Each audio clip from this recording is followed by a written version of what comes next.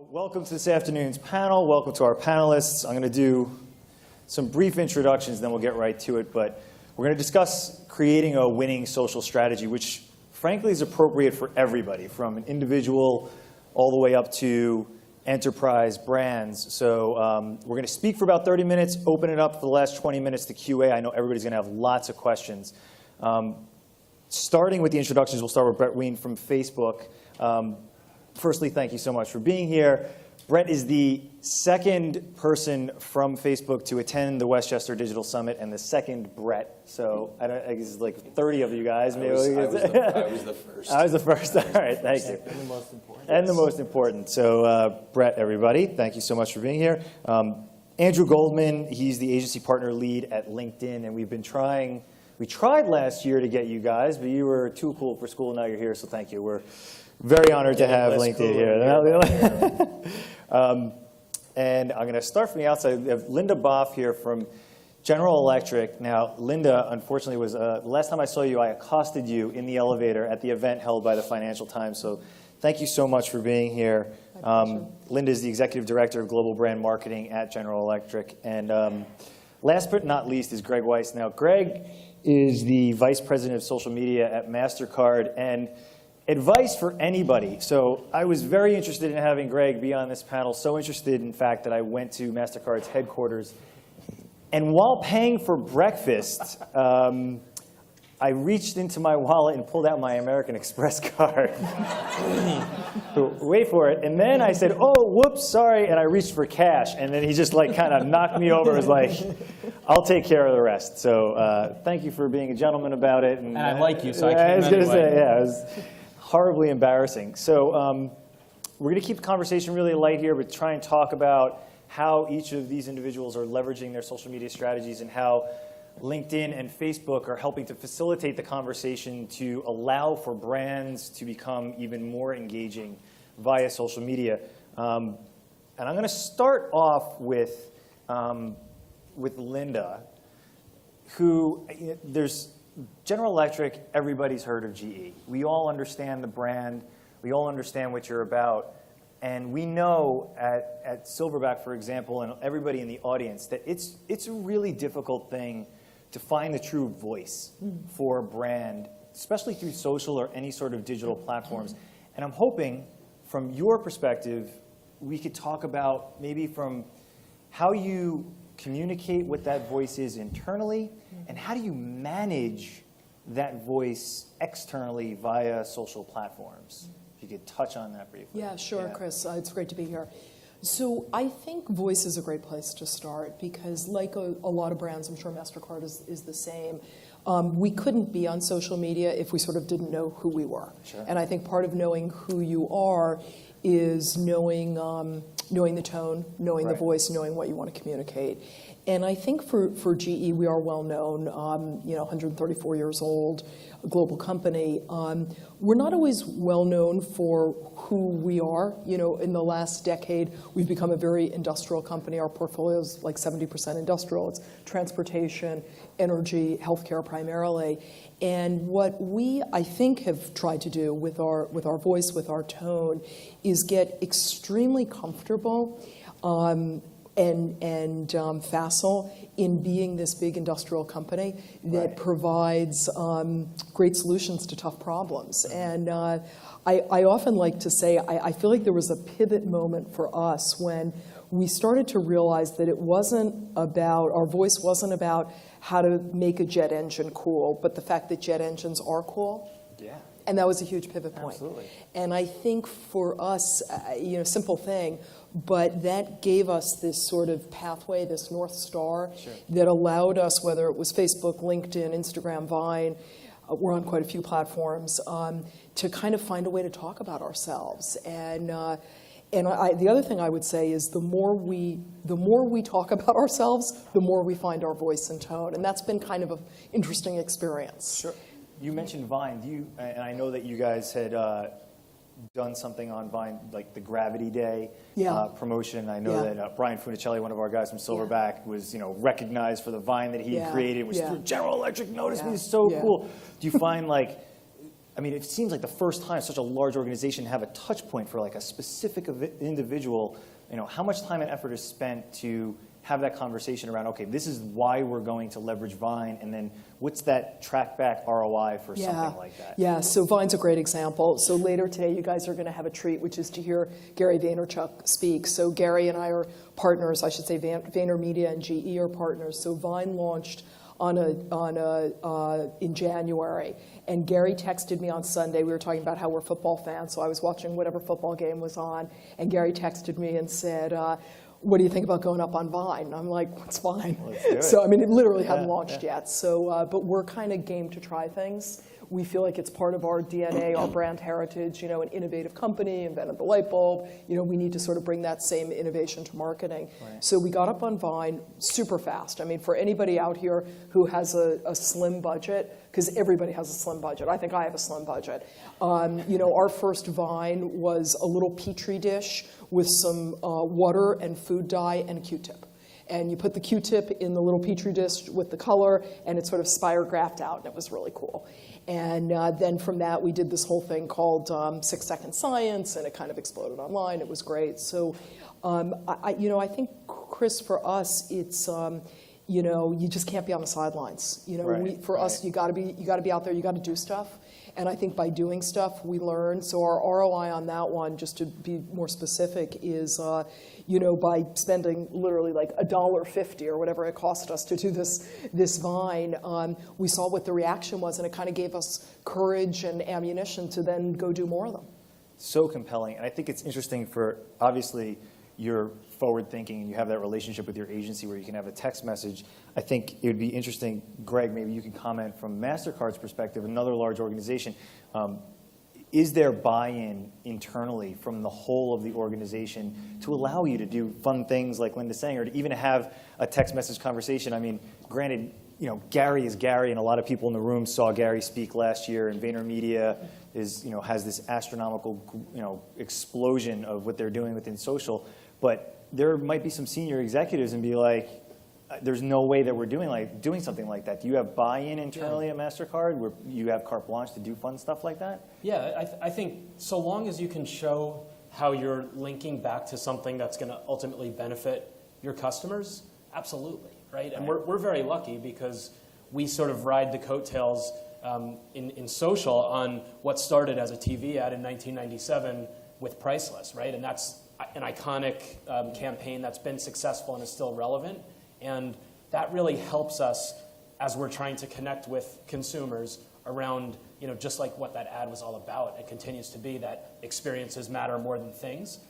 When you can play in that broad space, and when Priceless is part of the vernacular that people are using anyway, and you have some of the relationships we have at MasterCard, whether it be JT, Justin Timberlake, or the Yankees or whatnot, you can find ways to integrate those assets, those relationships into things that matter to consumers. That's great.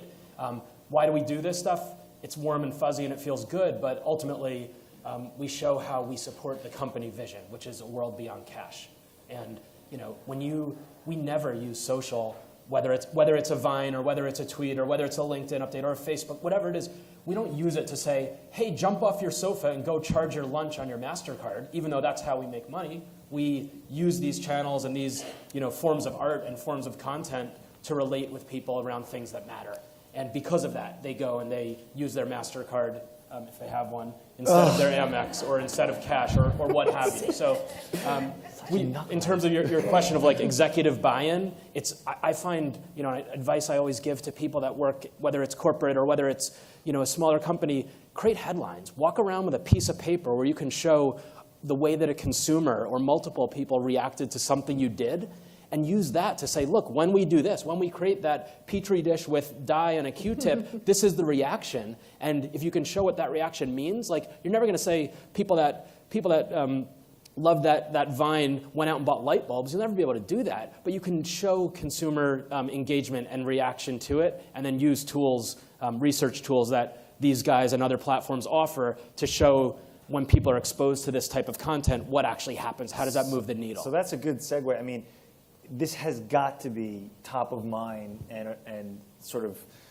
lesson number one from your perspectives in terms of talking to large organizations to facilitate that communication within your respective platforms, to sort of have reverence for the platform and to speak appropriately and to do fun things and have engagement? How much of what you are all doing, and you could either one of you jump in, how much are you dealing with outreach to executives to say, oh, look how polite they're being. That's so nice. Well, actually, you interrupted me. I was going to add on to what Greg was saying. But no, you're the moderator. It's never an interruption. It's a pleasure. When I hear both Linda and Greg talk in answer to your question, the key thing that kind of came out to me that resonates is not only voice, but also the importance of creating experience in social as opposed to just storytelling. Yeah. So, 15 years ago, it was all about storytelling. And as an agency partner lead at the holding company level, a lot of times we do run into organizations who, either on our client side or on the agency side or both, they still believe telling a story is more important than activating the experience that demonstrates that story. Mm-hmm. That's when it becomes challenging. We're actually, I think, very lucky to be organizations that get to work as publishing platforms and experience platforms with brands like GE and brands like MasterCard that kind of get it in that regard. So we may want to come back to that. But in terms of the importance of embracing that from a LinkedIn perspective, it's critical because our audience of professionals are seeking knowledge and connection for their livelihood. Sure. To not only keep their job, but to really enjoy it and to be better at it, to be more successful. Mm. That's our mission statement, make every professional on the face of the planet more productive and successful. We have 300 million so far, which is, if you think about a 600 million person knowledge workforce, about 1 in 2 knowledge workers on the planet are LinkedIn.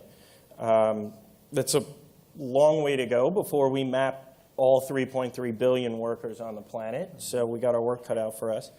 But that interconnectivity and search for knowledge comes with a very low threshold for unauthentic brands. It's brands that tell stories that they can't prove to you that it is quick and innovative to think about how a Q-tip forces the dye out in a scientific way that's actually a form of art. The brands that don't pay attention to creating that experience in any medium fall flat on their face with our audience. Our audience won't put up with it. How do you help them better understand what content to create within that ecosystem so that they're better educated? So it's not just, it's not just my resume and just pushing content to facilitate that engagement, that pull. I mean, we for one thing, it's education. We stopped being a media-driven sales force and became a team of global consultants about 1.5 or 2 years ago when our marketing solutions business took a tremendous shift and a really big bet that our CEO, Jeff Weiner, made, which was we know that there's a thirst for knowledge and that the mindset of the professional on a social platform is laser focused on hearing from brands that are relevant to them in their professional pathway. And to quote Sheryl Sandberg, right, we leaned right into it. And we recognize that our audience is connecting with LinkedIn more and more mobile every year. And in fact, I think we'll reach our mobile moment of more than 50% of all connections to the site on mobile sometime in 2014. And so recognizing that it was just sort of a natural understanding that we had to better understand native messaging, and we had to find a way to use our targeting data and the insights on what professionals are looking for as they connect with each other and with brands that matter to deliver content. So that content education comes with a ton of first-party research on our own platform. That's the best way to show it. there's always case studies involved, and we take world-class brands like the ones sitting up here with me today, and we show that they have tremendous results. But we've also begun to verticalize our business so that we can talk very specifically about technology, about financial services, about healthcare, about energy, and so on, as professional segments, so that we can really dive into the behavior of those members. I'd say that's the number one way where we're helping brands understand how to leverage content on the platform. We're just showing them what works and daring them to get some courage, like Linda's team did. Yeah, absolutely. Wow, thank you. Brett, we know that, I mean, Facebook, it's a cultural phenomenon, global phenomenon, and it's become the internet for many people. I mean, this is their entry to the internet. This is where they spend their days. You know, I joked earlier, I knew that things were changing when my mom created a Facebook page because she wanted to see pictures of her grandkids. And I was like, oh, interesting. Something's happening here. For the attendees here, a lot of people have trouble wrapping their head around, you know, why does my business need to be there? Why do I need a Facebook business page? Because, you know, how am I going to talk business? You know, it's LinkedIn. LinkedIn is the place where I'm going to talk business and not offend friends and family. I'm hoping maybe you could, you know, shed some light on the conversation that you're having internally at Facebook about that and how to help further facilitate that, maybe for small to medium-sized businesses. Sure. Well, first off, I apologize. I have a bad case of laryngitis, so I'm going to try to get this out. I normally don't talk like this. I guess I'm going to go out on a limb and just ask everybody, like, what was the first thing that you picked up this morning when you were either lying in bed or when you got out of bed? Was it a newspaper? Did you turn the radio on? Did you turn the TV on? Or did you pick up your smartphone? See, it's good that we brought coffee. Yeah. Thank you. Thank you. Literally, I don't even think, I literally lie in bed and I check Facebook, I check my email. It's the first thing I do. So regardless of whether or not I'm a big business, GE, MasterCard, or a small business, having a presence there is tremendously important. People are spending literally over 25%. I think it was the latest statistic that I heard, 25% of all time spent on a smartphone is spent on either Facebook or Instagram. That's tremendous. Linda's team is doing some amazing things on Instagram. I just want to give you props for that. Thank you so much. It's one of our favorite platforms. When somebody first told me to follow GE on Instagram, I was like, really? And it's absolutely beautiful. Like gorgeous photographs. They literally could be blown up and framed in some amazing ways. I'm sure they're up and down your office. But point being, whether you're GE or MasterCard or my local deli in Connecticut, like there's an importance for you to be there just because of the time spent. Go ahead. No, I was just going to say, when we recognize the phenomenon that Brett's referring to, people waking up in the morning, and we kind of refer to it as coffee to couch. So it's not only in the morning, but also when they get home from work, they being us, right? Both professionals as consumers and professionals who are in a professional mindset. We did some research with TNS about 2 years ago. We call it the Mindset Divide, and we really wanted to understand in a survey of about 6,000 people across 12 global regions, what are you thinking about when you're on your professional networks, Branch Out, Spiceworks, LinkedIn, et cetera, and when you're on your personal networks, Twitter, Facebook, Instagram, et cetera. And what we saw come back was really interesting. The amount of time spent on personal networks, I think to Brett's point, was astronomical. When we asked about mindset as it related to professional networks, what we got back was this notion of investing their time and thinking about the quality of those engagements. So as we shifted towards a content marketing offering for brands and continued to look at the importance of talent, both attracting, retaining, and inspiring, right, through content, it was sort of a natural understanding that mindset of an interest in hearing from companies and hearing from your own employer about what's happening and what's important to you as an employee rather, and as somebody who professionally wants to get more competitive. The really amazing thing to me was that people wanted to hear on professional networks from brands 26% more than they did necessarily on personal networks. So I think that businesses having a presence in both personal and professional, so you want to think of it as Facebook and LinkedIn, is absolutely critical because of time spent and because of the quality of that time spent. But that voice that Linda and Greg brought up is really what businesses have to focus on. What is your voice to an audience on a personal network? What's your voice to an audience on a professional network? They shouldn't necessarily be the same. Yeah, so that's a really interesting point for both of you, both nodding. Yeah. How do you manage that? I mean, I think whether it's in a solopreneur all the way up to an enterprise level business, there are different voices. There's B2C, Totally. B2B, internal, Totally. external, HR, all of this stuff. How do you wrestle with that? I'll jump in and then let you, of course. I think it's you behave differently in different circumstances. You behave one way at the gym, another way at a dinner party, another way in the boardroom. We behave on Facebook, and we're so overt on our Facebook page. I think we say something like, this is for people who share our passion about science and technology. Super overt. That's who we want to talk to. That's what we're going to be talking about. On Vine, obviously it's different. So we almost never, certainly we resist the temptation to take a piece of content and try to slice it into 6 different pieces and say, here's the Vine piece, and here's the Twitter piece, and here's the Facebook piece. Mistake, at least in my opinion. You have to really think about the audience, the context, the relevancy, what that audience wants to consume. I completely agree with Andy in terms of, when I'm on LinkedIn, I'm deliberate, I'm purposeful, I'm thoughtful. I mean, whatever I might be doing on there. When I'm on Facebook, it's a different behavior. They're both very engaged behaviors, but they're different behaviors.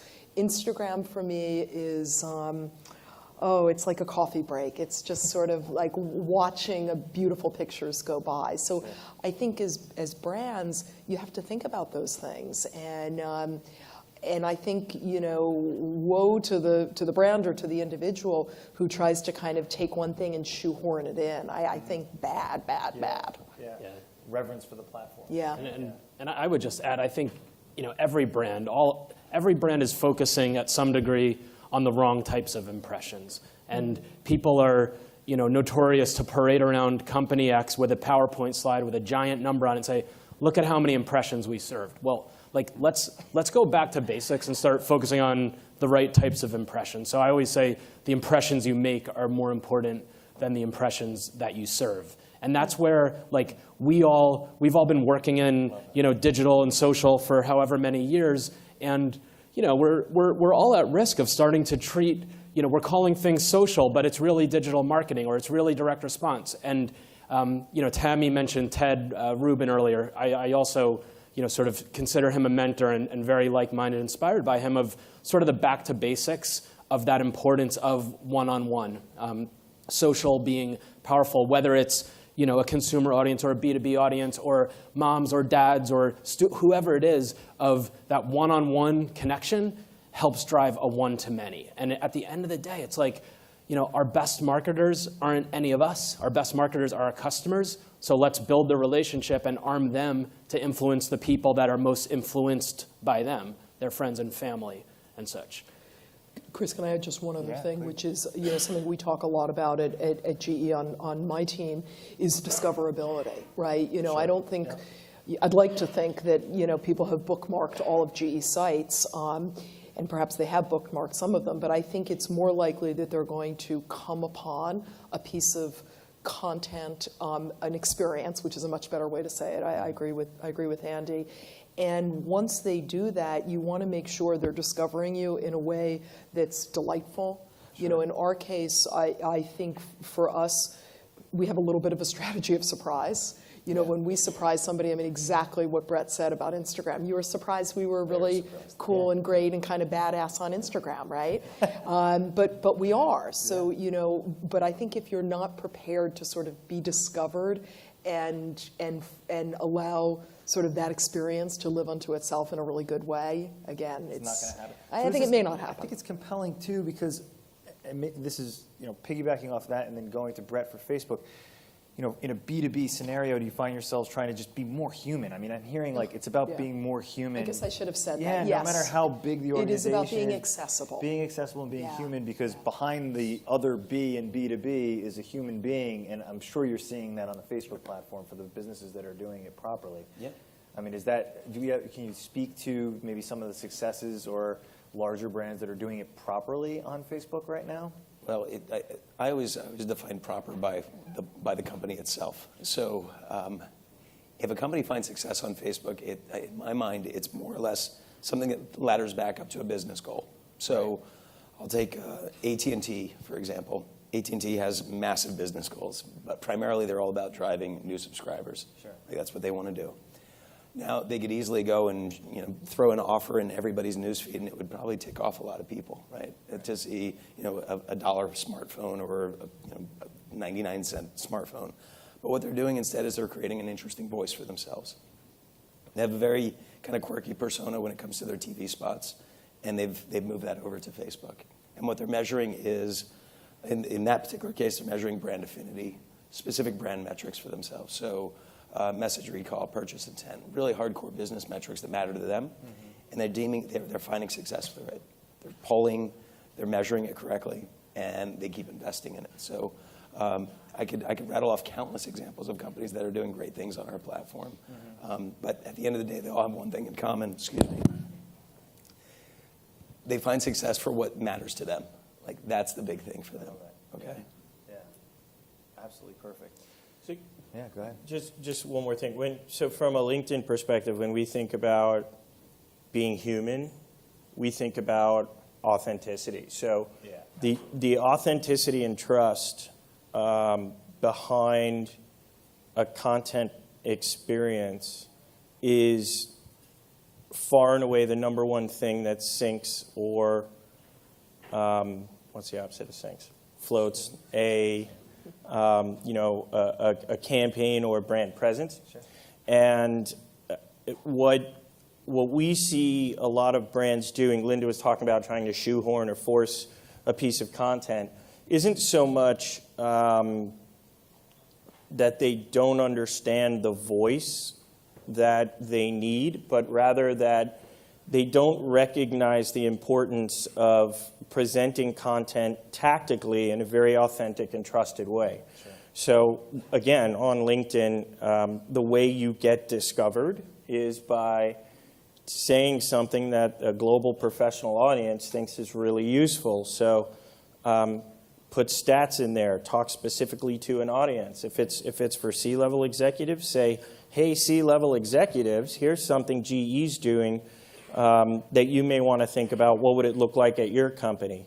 So I think that the authenticity and trust, that's how brands are human on LinkedIn, and the ones that are able to do it are building relationship platforms. They're not building just experience platforms. Experience platforms is a customer-centric way of looking at it. The relationship platform that they're building is kind of how we're guiding clients into thinking about leveraging the platform for marketing solutions. Because we're not done. You love that. Wait till you hear this. With a relationship platform, they not only are speaking to their targeted audience, but they're also speaking to the people who work for them and to the people who want to work for them. So we're beginning to bring talent and brand together. That's the real promise of LinkedIn. And that's what a lot of our advertisers, I think, struggle with at first. But then when they begin to get it, they really get it. Hugely compelling. Hugely compelling. Okay. So we've got about 20 minutes left. We could go on for 5 hours speaking to this powerhouse panel, but we are now going to open it up to you all. I know you guys have a lot of questions, so let's start. Hands up. Who has a question? I can't see any of them. We have this gentleman right in the front. Microphone, please. Hold on. We're going to get you a mic. Oh, in the corner? I just wanted to clarify sorry, with Andrew. Is it 25% or 75% of the time spent on smartphone? You know what, actually, I misquoted my own self there. It's 1 out of every 5 minutes, so it's 20%. 20%. Yeah. Thank you. Next question. I wish I could see. I'm going to leave this up to the individuals with the microphones to find people with their hands want a raised. family Yeah, feud. that's exactly. Hey guys. So my name's Thomas Cobbs. I was a social media intern for my college over at Curry College in Milton, Boston. And I was in charge of their Vine account and did it for the whole year, and I did Vines and had an awesome time with it. So my question for you guys is, in terms of Instagram and Vine, where are you guys seeing the audience there? And, you know, because I've been seeing that Instagram a lot bigger than Vine. I don't know, wanted to ask you guys. So. Well, I don't know the actual statistics. I honestly don't. The answer is yes. I Yes, think if you don't, it doesn't matter if it's a gajillion or 3/4 of a gajillion. It just matters that people are spending time there, and if you're going to ignore it and say, that might go away, yet there's enough people that you can, make an impression or make an impact on, then anyone who ignores these channels is foolish, especially when you can leverage cross-platform. I mean, our best, when we make, we're not doing great with Vine yet. We're trying to figure it out, but when we can leverage it on Twitter, or we can, then we're getting added benefit from it. So I think, anyone that locks himself in a conference room and debates, should we be there, should we try, is wasting time. To Linda's point, just get out there and do it. And if you suck at it, it's better than not doing it at all, because someone's going to think it's okay. Yes is the answer to your question. I would also say, I think Greg's point of view that don't look at Vine as your distributive platform. Look at Vine, if you will, as your canvas, and definitely use it as it's growing as a distributed platform. You've got Facebook, but depending on the content, you've got LinkedIn and Twitter. I think those are your scale-driven, amplified-driven distributed platforms for Vine content. Cross-platform, in other words, is really how you have to think about it. Yeah, I think a lot of people are always kind of careful around me when they mention things like Twitter. They think we're competitors with Twitter, and we're LinkedIn for that matter. In reality, we're not. We're completely complementary. At the end of the day, more and more people are spending more time on LinkedIn, more time on Twitter, more time on Facebook than other mediums, and that's the challenge that we're facing, shifting a mentality in terms of time spent and media consumption, and how we plug into that. So, to answer your question, I think Greg hit the nail on the head. Yes on both. Yes on all of them. If there's one that's coming out tomorrow, take a shot. Yeah, speaking of coming out tomorrow, keep an eye on Oculus. That's what we're keeping an eye on, is how do we create content for virtual reality. Keep an eye on Snapchat. That's another one we're keeping an eye on. I don't think I would have said that a year ago, but we're looking at it really hard. Can you explain? So I guarantee you there are some people in the audience right now, and I'm with you on Snapchat, and they're going, really? GE on Snapchat? What are you talking about? Help the audience better understand why you see that as something for the future. Yeah. Well, I think it's becoming more brand friendly, number one. I don't think the word sexting has been used in quite some time.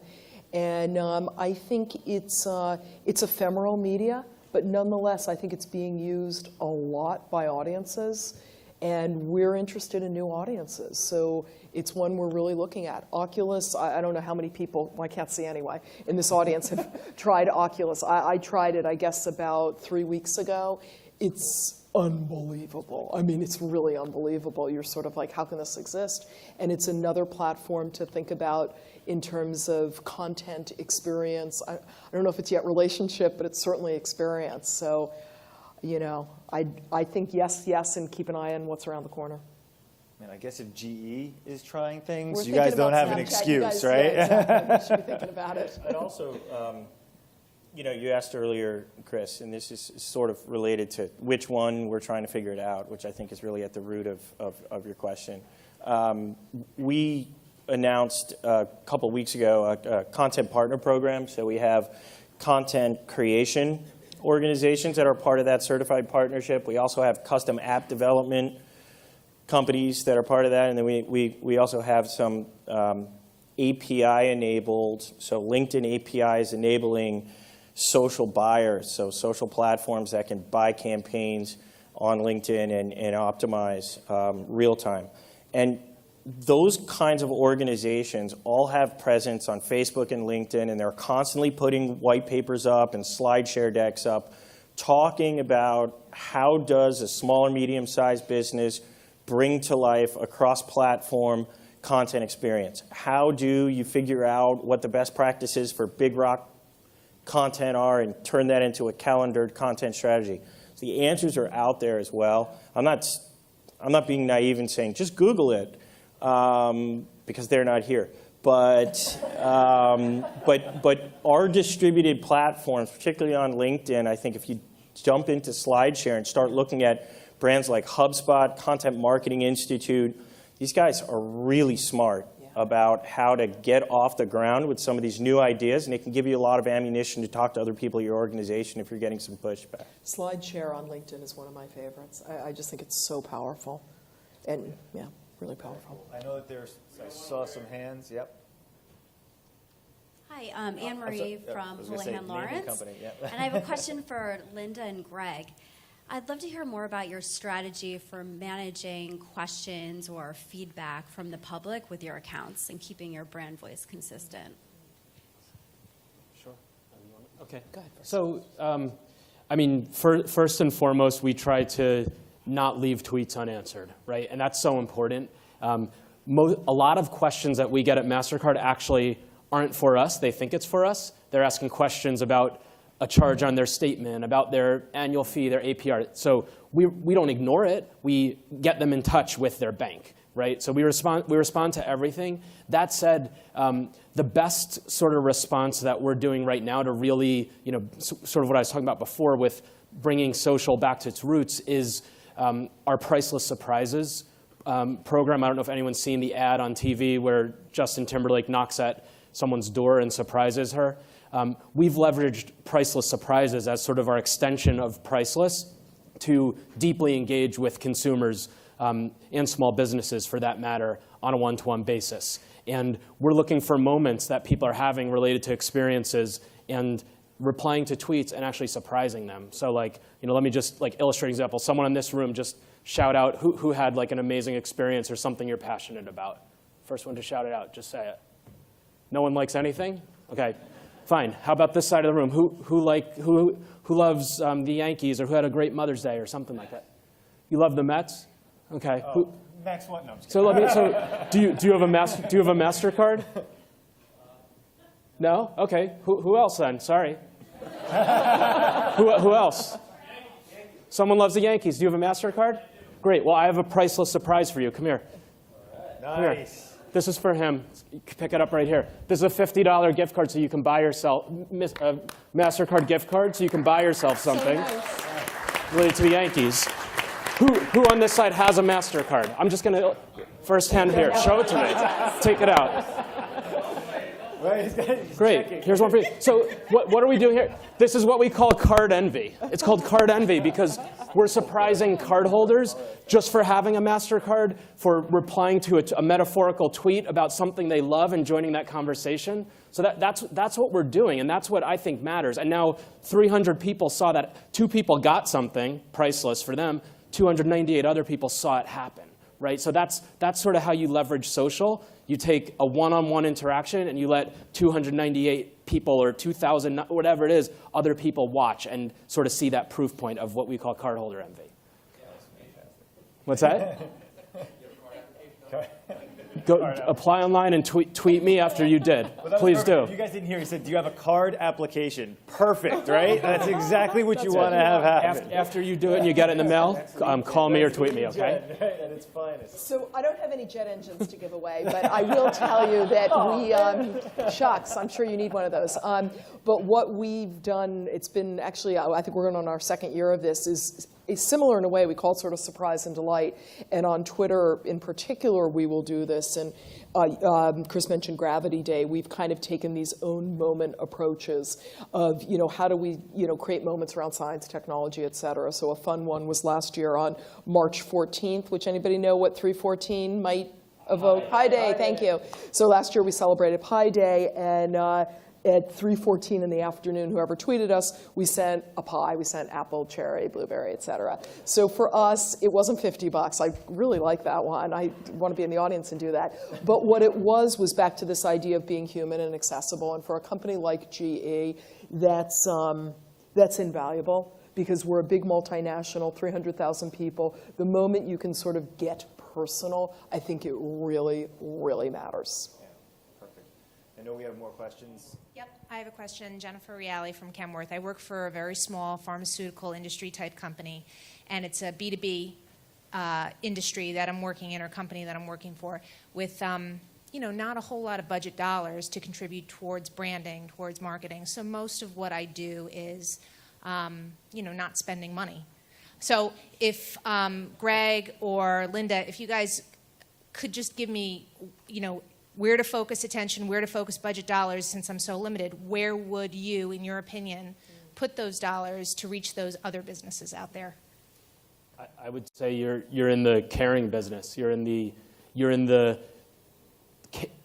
interested in what other people and other businesses may be having challenges with, and finding those nuggets where you can join that discussion and offer some sort of potential value. So if you had $1 to invest, I'd say invest that dollar in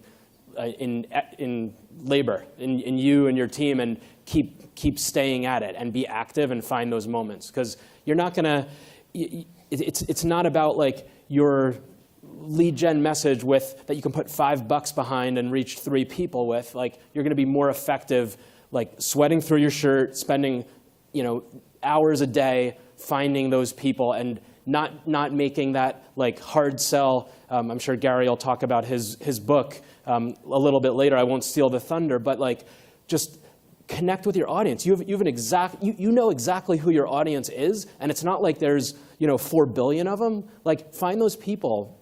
I call like taking digital handshakes into digital hugs. So like the handshake is, I followed you and you followed me back. That's a handshake, but you have to create those digital hugs for people to care about what you guys are doing, and when there may be an opportunity to talk about business more deeply tomorrow, next week, next month, whenever. Yeah, such a good answer. I would say maybe just a couple other things. One is to the point of who are you? What's most important? What's that one thing you want people to know? And then I think, my rule on this is hygiene first. So when somebody's looking for you on LinkedIn, you gotta have a page. We were late. I mean, I was really embarrassed. Like 2 years ago, we were at a conference with Deep, one of the top LinkedIn scientists, and he showed some stats, and oh my God, I want to hide under the table. We were GE, and we were just not, we did not have a good presence on LinkedIn.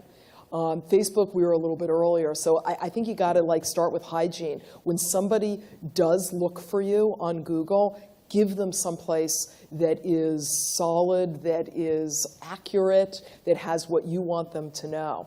So I'd start with basics. Sure. Also, we have a lot of research showing that once you have a presence established, and it doesn't cost you anything, by the way, to have a page on LinkedIn. Doesn't cost you to be an admin. Doesn't cost you to set that page up, to put your own creative masthead on it, and to decide what voice you want to have, and then to find the content to put it out there. If you don't have the content, but you're sweating through your shirts, you'll make the content.